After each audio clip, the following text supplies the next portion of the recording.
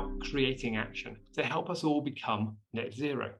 My conversation with Pam Barbato takes a number of different directions, but the key is we're talking about how Action Net Zero, which is only 3 years old, has gone out to help create an education, to inform people, to clear the way, to enable people to switch and think about different technologies, different infrastructures.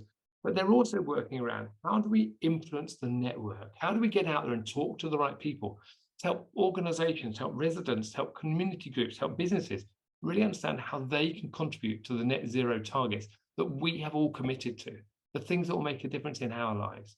So listen to this podcast, listen to it from a point of view of the purpose that comes out, but also listen to a bit about what you can do in your organization as an individual, help your business step up, become net zero, and influence the networks within your part, as we're doing you can for yourself. Look at what you can do. How can you influence these together? Because actually that's the key thing that we all need to do, influence and make a difference. That's what Pam's doing. She set out 3 years ago on her own. She's learned a lot since then. Enjoy the show. And as I always say, I can't stick by you and force you to do anything. I'd love you to take some words from this. I'd love you to share a message with your friends and family and colleagues, because actually the point of this podcast is to educate and influence and help people like a coach step up and do things differently. Enjoy the show. And if you have any questions, drop me a note. It's phil@igniumconsult.com. Welcome to the Sparks by Ignium podcast. I'm Phil Rose, the host, and this is episode 75 or 76. So we've been putting out this show for about 3 years now, and we're always talking to people about the word purpose. And we love talking to founders of businesses who have gone out to discover something and to deliver a purpose in some way. And this conversation I'm about to have now with Pam Barbato is one of those conversations I'm really looking forward to, because we're going to delve into the world of Action Net Zero and what this means. And how does Action Net Zero, the organization Pam's founded, go out to make a difference in the world? Because Pam has a really clear purpose. And I want to delve into that a bit more in the conversation to look at how does Pam and her organization help organizations hit net zero in whatever timescale they put. So Pam, welcome to the show. I'm looking forward to the conversation. Thank you, Phil. Really lovely to be here. Thanks for having me. Thank you. Now, one thing you mentioned, we were just talking just now about how to introduce you, and you said you're founder of Action Net Zero, and I get that, but then you said something which is really interesting. You said you're a commercial environmentalist, and I picked up on that and thought, what does that mean? Because you told me, and I thought there's something in that. So, wonder if we can just start off with what is a commercial environmentalist? It's two words I've linked together from my experience. They quite often actually clash. So most people, when I speak to them, do I think around environmentalism in particular, think about campaigning and activism, which are obviously great qualities and expert words that are absolutely right. However, I think linking the word commercial to that environmentalism is not something that necessarily sits that well with a lot of people's thoughts and their perceptions of environmentalism. And I'm a true believer that actually embracing all of the great pillars of sustainability, financial, social, and also from a financial and social and environmental perspective, that you actually can benefit, and that can be on an individual basis, so as a person, or indeed as an organizational, from an organizational perspective. So yeah, it's all about being able to align the commercial benefit of adopting sustainability. I love that. So and interesting, isn't it? Because when we talk about Ignium as an organization, we talk about purpose being about prosperity and profit and purpose. And essentially, if you combine those things together, a lot of people think about we just set up business to make money and do good. And I always come back and say, actually, no, the purpose of an organization is above and beyond making money, because that's how you really engage people. So I'm hearing from you, actually, that's what you're all about. You've gone out there to do something different. And that thing about the aligning the social and the financial and actually bringing something together in Action Net Zero is what's driving you to create this. Absolutely, Phil. So my background was purposeful driven brands. So I was fortunate enough to work on some fantastic brands and actually saying, how do you put purpose right at the heart of those strategies? So whether that's working with organizations like WWT, so Wild Wetlands Trust, or indeed looking at waste management companies who traditionally might have been seen as operationally not very purposeful. But if you actually think about them in context of waste and the value of waste now, that's a very different meaning. So that's 10, 15 years ago so. But then with the climate crisis upon us, for me, the critical piece is harnessing the fact that if you put sustainability at the heart of an organization, align it with purpose, then of course that can be incredibly powerful, which is why I set up Action Net Zero with that, with that vision that if you start to talk about sustainability in context of its purpose to a business or to an individual, above and beyond just the environmental elements, that might resonate more effectively with more people and therefore address the climate crisis. Yeah, I think that's interesting because the question I was going to ask you is what is the purpose of Action Net Zero? But I think you're saying that there in terms of its, having that combination of sustainability and purpose and above and beyond is the key bit there. So what was your motive originally? What prompted you? What got you out of bed to say, I need to do something about it? Because a lot of people think about this but do nothing. But you've stepped out and done something. What brought you to this to your attention, and what brought you to your point of saying, I've got to do something? It's always an interesting journey, isn't it, to understand what actually does make people start their own business. I was really fortunate to work on the Bristol European Green Capital programme, which was back in 2015. So for those that don't know, Bristol was awarded European Green Capital, which is a fantastic accolade.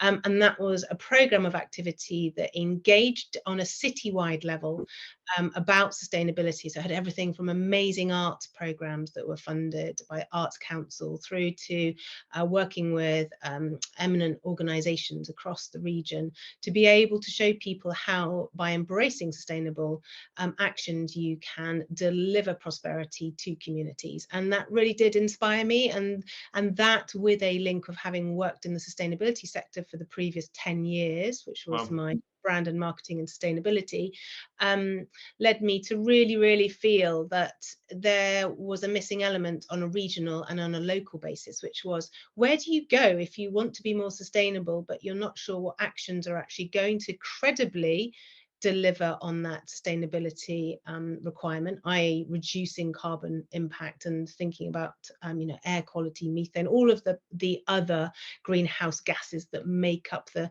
collective. How can you do that, and actually how do you do it when you don't have much time and perhaps you don't want to invest in things financially? So what things can you do? So it really came from there must be a place that I can go, a single place that I can go that can answer my questions. And there really wasn't on a local level. And of course, there's lots of amazing organizations that do lots of that, but not necessarily about being able to action things here and now on my doorstep that are going to really help. And I can see the visible benefit of engaging with those actions and on that level. And the word I'm hearing there is that word action. That you couldn't see that thing about how to take action in the first place. So when you created Action Net Zero, we often hear that phrase net zero. What does net zero actually mean in the context of where you are at the moment? Yeah, so it's a really interesting one. When I first set up, bearing in mind I have worked and had worked in sustainability for quite a long time, so net zero was clearly a term that I was very used to. But when I first engaged and worked with the brand agency to set up Action Net Zero, they tried to persuade me. They said, I don't think you should be calling it Action Net Zero because nobody knows what net zero is.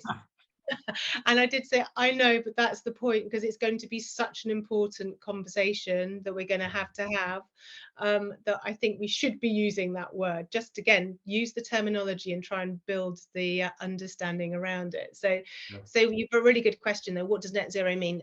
So net zero obviously is directly linked to the legally binding commitment that the UK have made, 2050, which is in effect, simplistically, net zero means the balance is being readjusted so that we are not impacting the planet adversely. So net zero means we are going to ensure that we are not polluting from a carbon perspective, obviously, and there is a balance. So the amount that we pollute with carbon dioxide is balanced by the amount that we don't. So clearly at the moment, to hit the 2050, we need to try and reduce the temperature rises of the planet by 1.5 degrees. We're currently not on track to do that in any shape or form. That's where there was a Paris Agreement that came out, interestingly, of European Green Capital in 2015, where there was agreement that we should try and hit less than, obviously, or 1.5 degrees. And so when we think now about that net zero target, it's a journey, and it's an aspiration. So we have lots of local councils and cities who have signed up to net zero by 2030. So they are saying we have to readdress that carbon balance. We have to make sure that the balance, there's equilibrium, and that we are not obviously having a bigger carbon footprint Yeah. than we obviously are. So yeah, so simplistically, it's about getting the balance right. And interesting, you said there about it being a legally binding agreement. So Yeah. when was that legally binding agreement made? Was that one of the original commitments we made? But when was that made? Do you know, from a UK perspective, back in, do you know, I'm going to have to check, Phil, but 2019, I believe, earlier than that, maybe. So yes, in terms of 2050, so it came out 2015. I will check. You may have to edit this bit out. Yeah. You can ask me that again. Well, and again, for those who are listening, we will check on the facts on there. But I think the key point is there is a legally binding commitment, and actually, what you're doing, Pam, is actually helping people get there. And I think the key that you mentioned was, there's local councils and cities who are looking at 2030, trying to bring that forward by 20 years.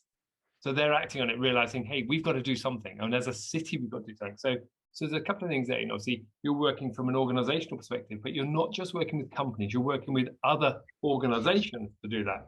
So one of the things that you've often talked about building partnerships, and when we first met a year or so back, that was one of the big things you were working on, about how do you help those or build those partnerships, help those organizations. So tell me, what's the typical partnership approach that you're taking, and who is an ideal partner for Action Net Zero? So we work with partners simplistically because the climate crisis requires collaboration and partnerships, and the way that we work. So we have a very specific approach to supporting our audiences. And when we talk about our audiences, we work on a regional level, and we support residents, businesses, and also community groups. So those are the three audiences that we speak to.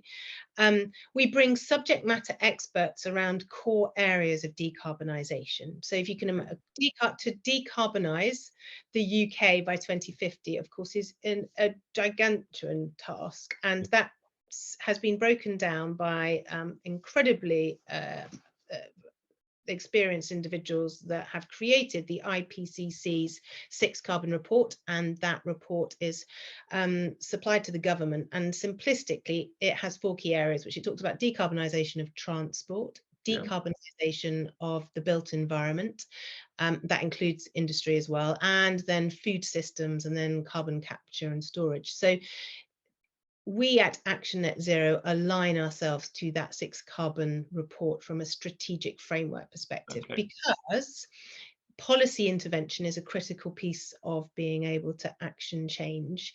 So if you have an example, decarbonisation of transport, the government have already put in place that all petrol and diesel cars, for instance, will be banned by 2030. That's new cars. New so cars, not secondhand ones. So you can see, as an intervention, that is a piece of policy that the government has put in place so that they can mobilise change, obviously, across the country. So it's really critical for us at Action Net Zero that we're aligned with those policy interventions, because policy change top down, and then our principles are community action bottom up, starts to allow that change to happen. And that provides us, we call it the say-do gap. It means that we can start to address where there is an imbalance between what people say and want to do from a sustainability perspective, but actually what they're finding is when they go to action that on a on a community or on a local or a regional level, that's where there are currently perhaps not some of the systems that they need, and that there are barriers. And what we do is we look to understand what those barriers are and then try and influence change, and that is where the partnership is such a critical part of the jigsaw. So we look at decarbonisation of transport, for instance, and we did this back in 2020, and we brought together a collective of organisations who all sit within that area of expertise. So we brought leasing companies who are obviously selling electric vehicles, through to law firms, through to manufacturing companies who specialize in abatement, so extracting nanoparticles out of the air, so pollutants, through to really smart startups who are comparison sites for EV charging or sharing apps for electric cars, and also looking at active travel as well as public transport as well. So bringing those organizations together and saying, where are the barriers for change on a community level, and what we collectively do to try and promote the acceleration. So the purpose of Action Net Zero is all about accelerating change. We know change will happen eventually, but our purpose is to make sure that it happens as quickly as possible to try and meet those obviously very challenging targets that we know exist.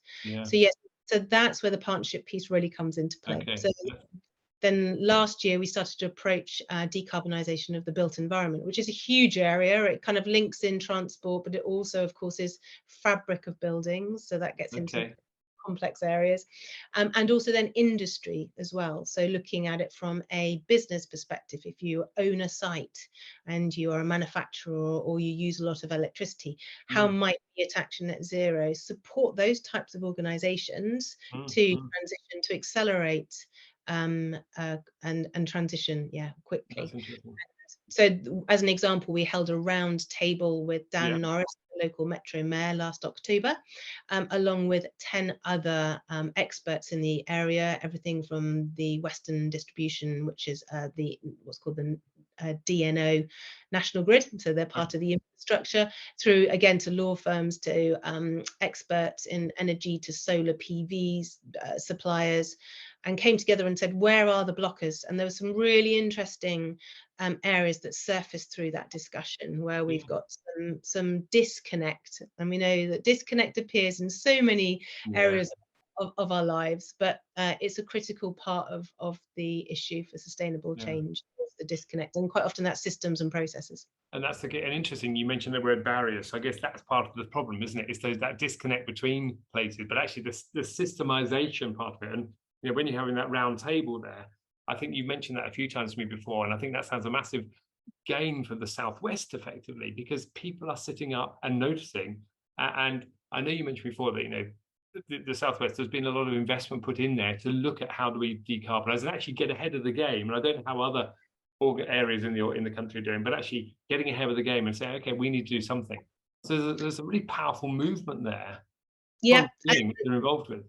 Absolutely, and we actually say Action Net Zero, albeit in our way, we are a movement for change. This is about to actually try and curate, to help support the local communities by listening and learning, and then creating a combined voice. So, we mentioned before that we are a community interest company, and as such, we look at the impact that we can have, and we have a framework for our impacts. And quite simplistically, there's 3 key areas that we focus our attention.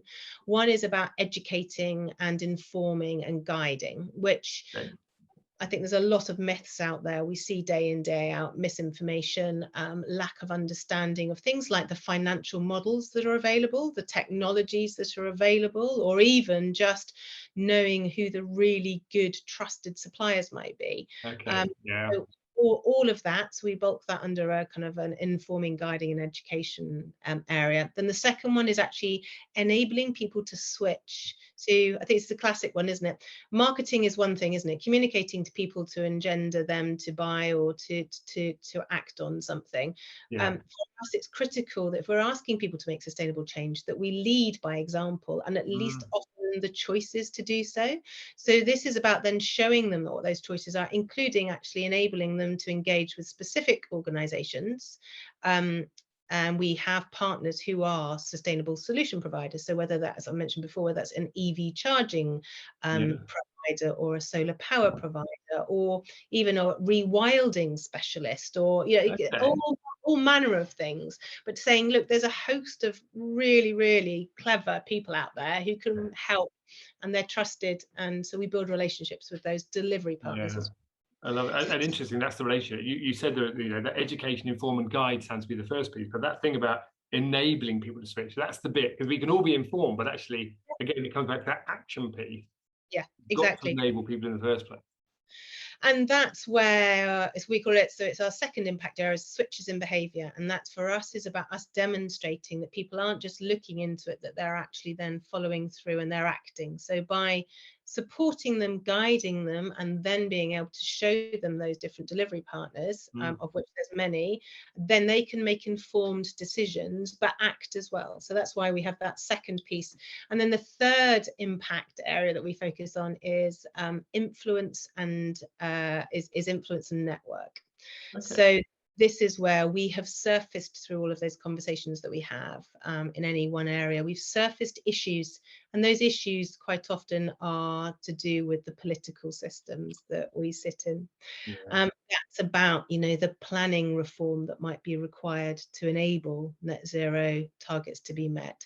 And we know that those are all in hand, but our purpose is to accelerate those changes. So the Yeah. more we can collect the voices of the many around very specific changes that are required, really quickly. And we had some great examples through our round table. One that actually I think it's one we're really focused on for the next year or so is the planning that's required. So if you are developing new build property, as an example, currently under the regulations, there are new what's called Part L regulations, which require renewable energy to be put onto new builds, so solar power panels, batteries, etc.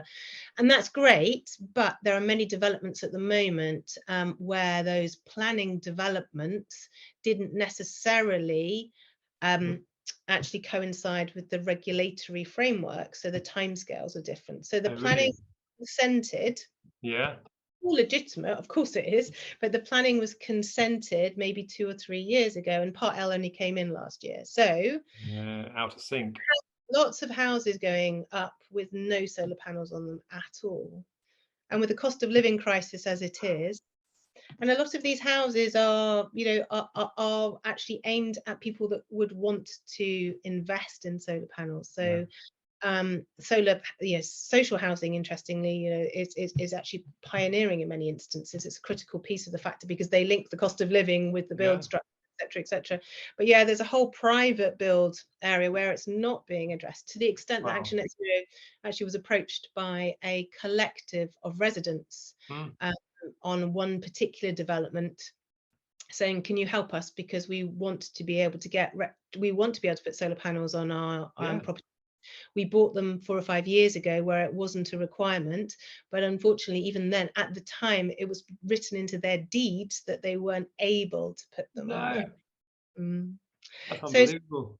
so it's things like that where actually the system unfortunately wasn't in a position, because of almost the catch up, isn't it? The regulation had to be instigated, and we understand there's going to be those delays, but the knock-on effect, of course, is, in our area alone, one city, there's potentially, and I know because we're doing some work on it at the moment, 20 new build projects that do not have solar panels on them. So and I find that unbelievable. I'm just thinking, I'm stood in a house now that we bought in 2010. The first thing we did was put solar panels on the roof.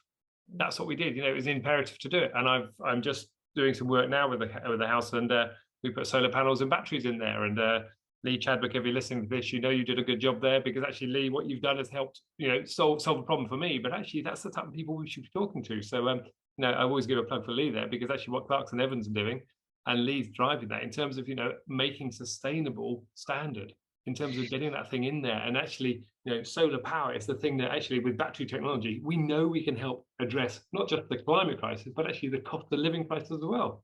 Exactly. Linking those things, whether we talk about air pollution and electric vehicles, or whether we talk about exactly that, solar panels and cost of living crisis and batteries. And that's an example with the solar PV, obviously in terms of new build, but even the regulations at the moment that have been put in, that still doesn't require that a whole roof has solar panels on it. So we're not optimizing it. So the cost of putting solar panels on in the main, as is actually about is actually within the build process. So whilst you're up there, whether you put 10 on or whether you put 20 on, or I'm exaggerating, whether you put 3 on or you put 16 on, there's very little increase in cost. per unit. And so that again is where optimization is such an important part Yeah, yeah. of the conversation. And I think this is really interesting. So you've gone through three things: that education, inform, and guide, because that's the key start. It's then about enabling people to switch. But then you talk about the influence and network, because it's that influence when you're getting into the political systems, the planning systems, that's imperative. Because if individuals out there in the community can't find a way of doing it, and the political system or the planning system against it, actually it makes it harder. Because developers, there's some developers out there that we know will, they'll do what they can to make sure their properties are the greenest they can be. There's others that just want to make a profit. And we've always said that, yes, you've got to make profit to be able to drive change, but actually you can't try and make a profit at the expense of what's going on in the environment. You can't turn a blind eye to this. So developers have to sit up and listen and do something different. And it takes them to say, okay, we need to change this because that's the right thing to do. And again, going back to that profitability piece, I completely understand that traditionally there may not be, or there hasn't been in the past because of the cost of the equipment, but we know solar PV cost is coming down. Yeah. If you're on a roof putting tiles up, you could equally argue that there must be some cost savings by putting trays in and solar panels. Again, this is about is looking at it in a more creative way and understanding that those the costing and the approach needs to be looked at through an ESG, as we call it, environmental, social, and governance lens, not just through a profitability lens. And actually, if you start to do that, and the decision-making process is done through that lens, then the outcomes are very different. And they're ones that do deliver prosperity, because we know there will be people, so those customers who are buying those houses, if we're talking about the private market, who will pay more. Of course they will, because they know that they're going to get the value of their property alone will go up. And at the moment it's trending 4% if you have renewable provision on a property, plus also they're going to get the reduction in energy costs. So it's sensible. I appreciate not everyone has the money to do so, but in those instances, these are houses that people are investing in, and there's so many amazing solutions as well. So you can talk about, there's new mortgage offers coming out where if you buy a house that has renewable energy provision in it, you get a much better deal. So we're working with some mortgage companies, and because it makes total sense. Why wouldn't you promote and reward individuals to borrow money to green their houses, to reduce the carbon? It works for everyone. Yeah, I agree with that. And it's interesting, isn't it? Because we've talked a lot here about in some ways the struggles within the system. But I think what I'm hearing there is as well, you've had some great successes over the time. And we've only talked over the last year, but there have been some big successes that have come out of the work you're doing. It's this constant education you're putting out there, but also providing, as you said in the name, action, net zero. And we always hear about education, inform, and guide, but the key bit I'm hearing there is you're about action. You're about putting the plan and clearing away the problems in the way to find a way forward.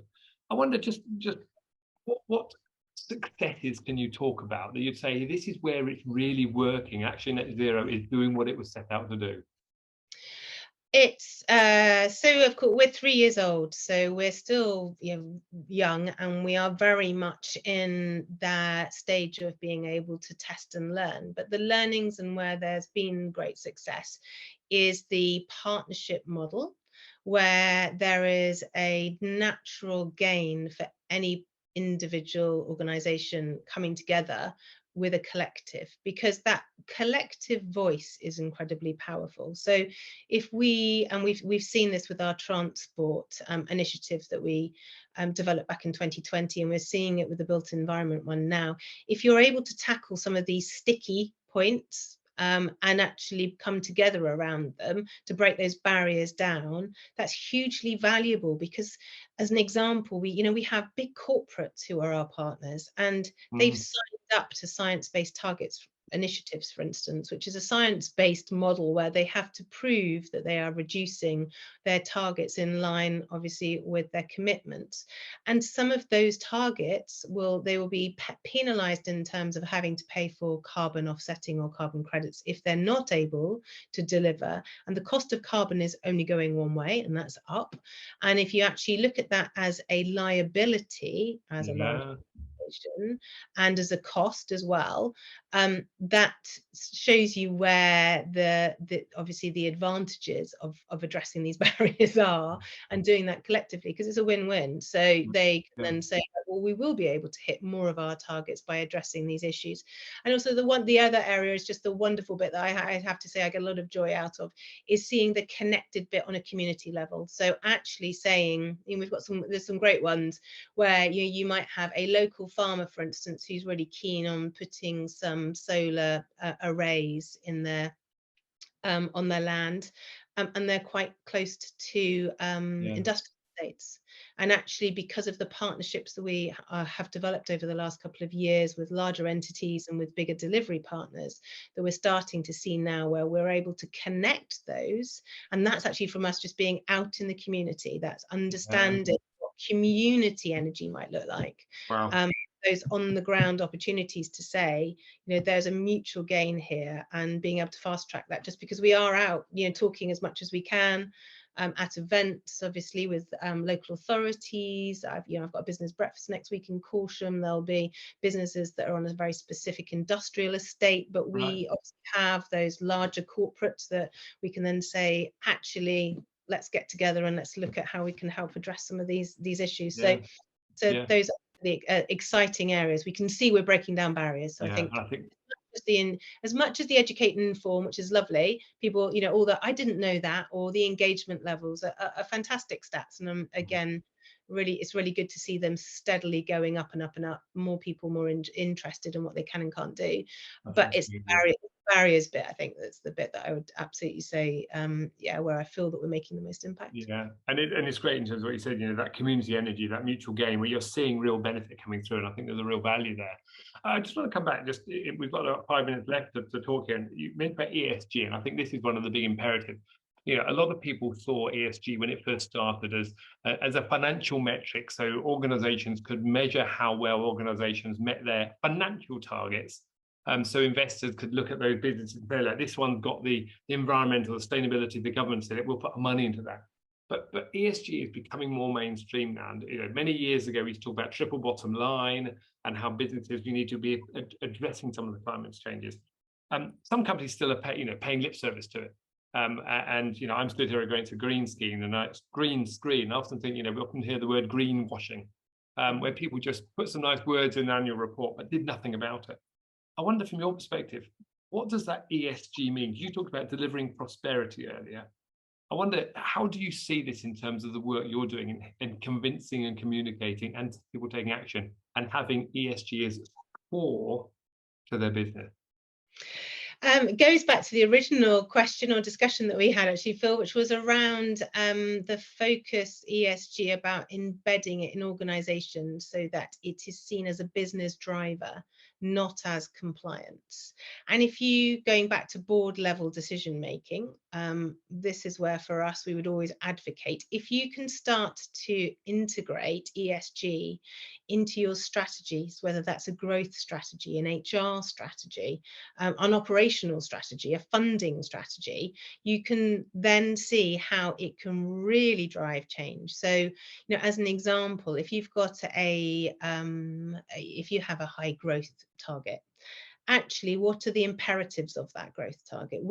And it might be, funding. We need to source X amount of funding. So what's the criteria for that funding? So, you'll have a CFO who will obviously be wanting to address that criteria. And if you look at ESG and you say, right, if we start to behave as an organization that is looking at our materiality, where we can have the most impact from an E, an S and a G perspective, reduce our footprint, support our local communities, add to social value act.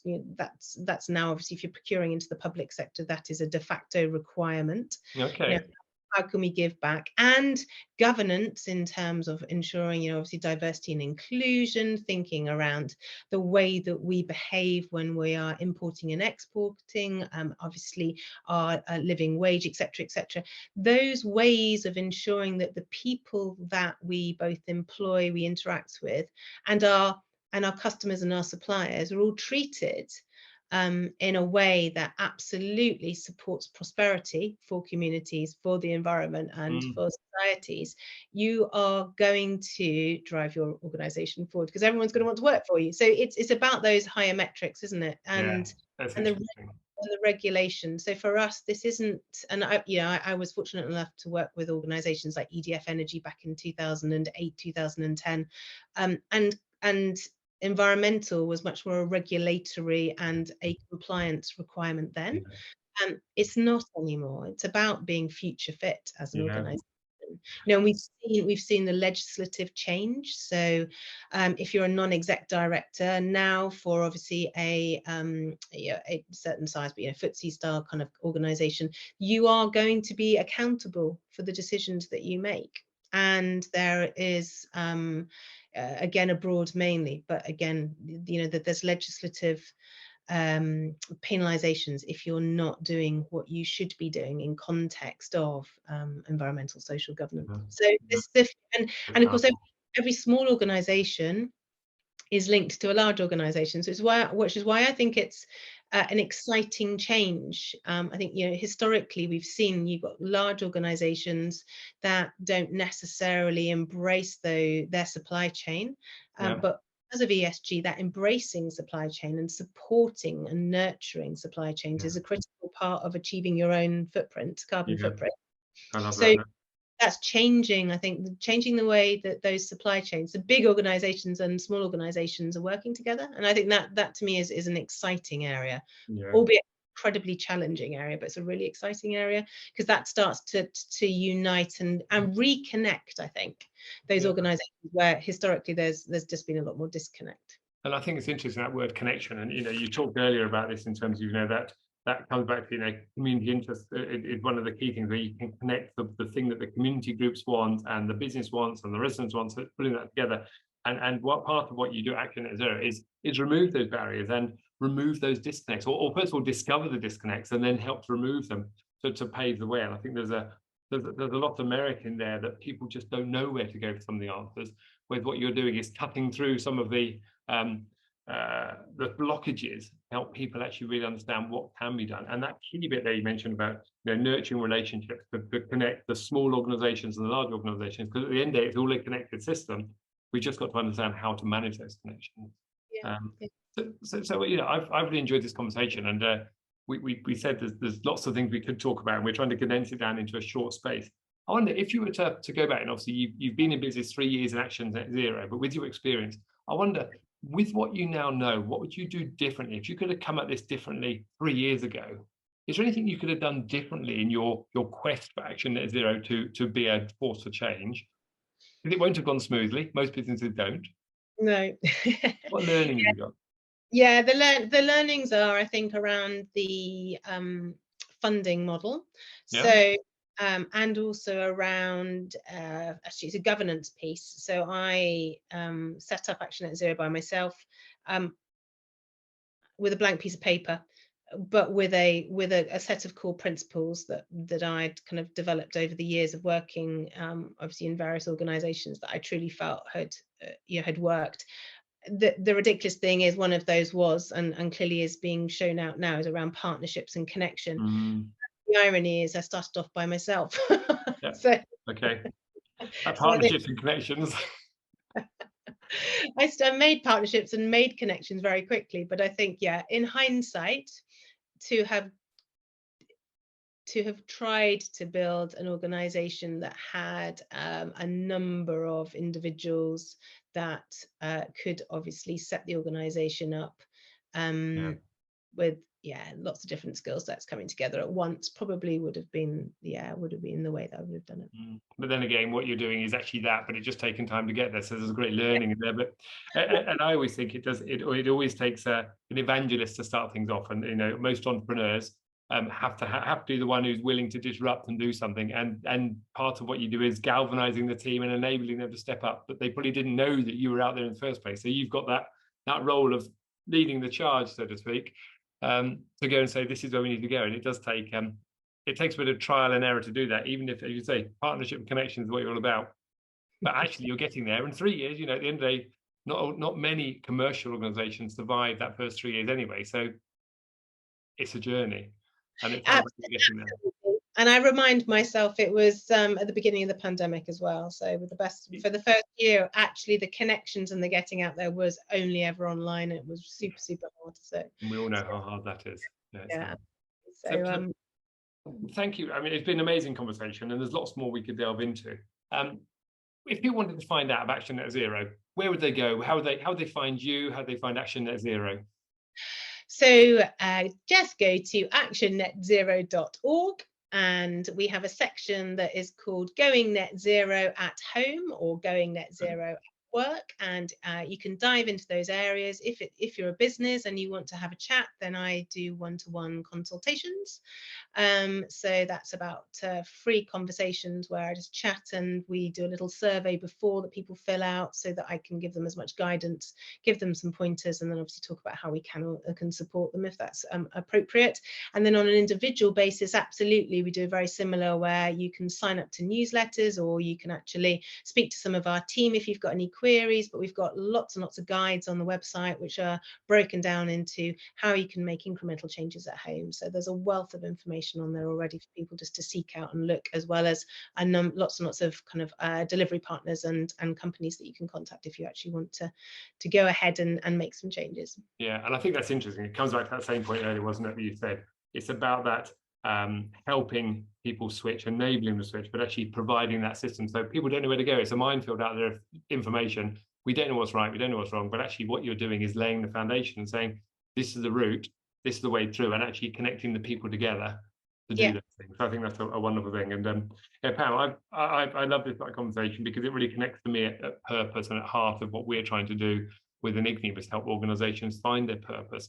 And I always use that word purpose above and beyond making money, because if you can build that, you're going to make a sustainable change. And in the long run, you're probably going to make more money out of it as well. But you've got to start with the sustainability side of it to start with. So finally, okay, what's next for Action Net Zero? Where next for you? You've learned over the last 3 years. What's next? So we have learned, and we now need to reach out to more lovely partners who help fund us. We need to engage more local councils and town councils to be able to support them. So for us, it really is about taking all the learnings that we've got from the models that we've got over the last 3 years and being able to start to amplify those and to reach out. So we, as we said, we listen, we learn, but we reach out and mobilize more organizations. So that's about growing the business. I love that last bit, reach out and mobilize, because at the end of the day, that's the growth, that's the thing that's going to make the sustainable change happen. So Pam Barbato, thank you very much. It's been a wonderful conversation. I look forward to another conversation in the next few years to find out how this is going, but also, for anyone who's listening to the podcast as well, step up and have a conversation with Pam. Look at actionnetzero.org, go and find out about the going zero at home and in work as well, because there's lots of things we can all do. So I appreciate it, and we need more people like you to step up and do it and take that challenge in the first place. So thank you. Thank you. It's been really lovely to chat. Thanks, Bill. Thanks, Pam.